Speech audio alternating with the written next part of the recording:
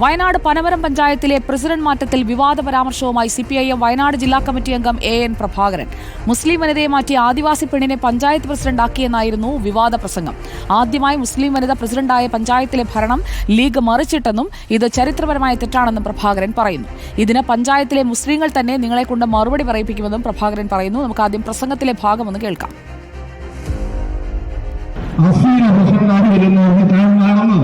പക്ഷെ നോക്കുമ്പോൾ പ്രസിഡന്റ് ഇലക്ഷന്റെ രാവിലെ ലീഗിനെ അടിവലിച്ചുകൊണ്ട് വേറെ ആളുകൾ കോൺഗ്രസുകാർ വളരെ സമർത്ഥമായിട്ട് ലീഗാരത്തിയായ ഹസീനയെ പുറത്താക്കി ആദിവാസി പെണ്ണിനെ പ്രസിഡന്റാക്കി.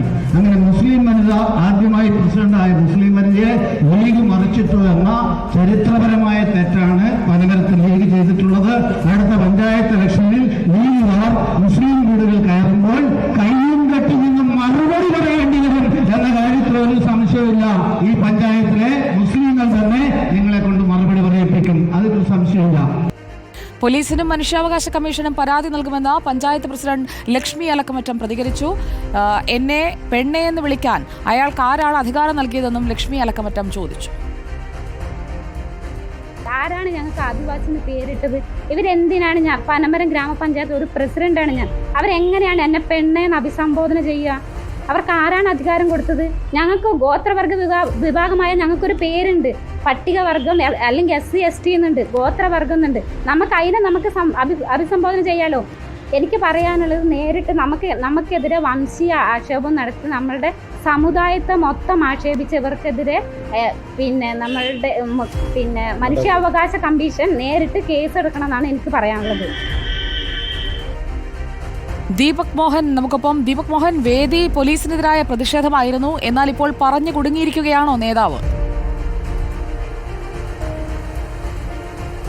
തീർച്ചയായും സുജിയ, വേദി പോലീസിനെതിരെയുള്ള ഒരു പ്രതിഷേധമായിരുന്നു. പക്ഷെ അതിനിടയിലാണ് വയനാട് CPM ജില്ലാ കമ്മിറ്റി അംഗം എൻ പ്രഭാകരന്റെ ഭാഗത്തു നിന്ന് പനമരം പഞ്ചായത്ത് പ്രസിഡന്റായ ലക്ഷ്മി ആലക്കാമുറ്റത്തിനെതിരെ ഇത്തരത്തിലൊരു വർഗീയ പരാമർശമുണ്ടായത്. ആദിവാസി പെൺകുട്ടി ലീഗിനെ മറിച്ചിട്ട് പ്രസിഡന്റായി എന്നൊക്കെ ആണ് എൻ പ്രഭാകരൻ പറഞ്ഞത്. അതുമായി ബന്ധപ്പെട്ടാണ് ഇപ്പോൾ അതിന് മറുപടിയുമായി ഈ എൻ പ്രഭാകരനെതിരെ ലക്ഷ്മി ആലക്കാമുറ്റം രംഗത്തെത്തിയിട്ടുണ്ട്. ഇതുമായി ബന്ധപ്പെട്ട പരാതി നൽകാൻ ഒരുങ്ങുകയാണ് ലക്ഷ്മി ആലക്കാമുറ്റം. അതോടൊപ്പം മനുഷ്യാവകാശ കമ്മീഷനും പരാതി നൽകാനാണ് ഇപ്പോൾ ലക്ഷ്മിയുടെ തീരുമാനം.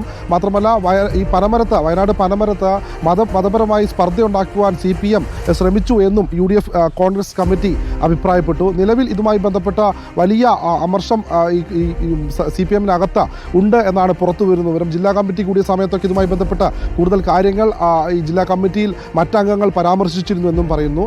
പ്രധാനമായും വയനാട് പനമരം പഞ്ചായത്തിനെ സംബന്ധിച്ചിടത്തോളം കഴിഞ്ഞ അവിശ്വാസ പ്രമേയത്തിനൊടുവിലാണ് LDF ഭരണസമിതിയിൽ നിന്ന് UDF ഭരണം പിടിച്ചെടുത്തത്.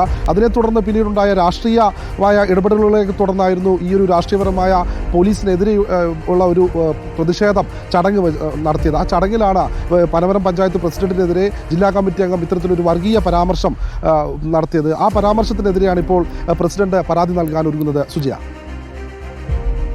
ഓക്കെ, ദീപക് മോഹനാണ് വിവരങ്ങളുമായി നമുക്കൊപ്പം ചേർന്നത്.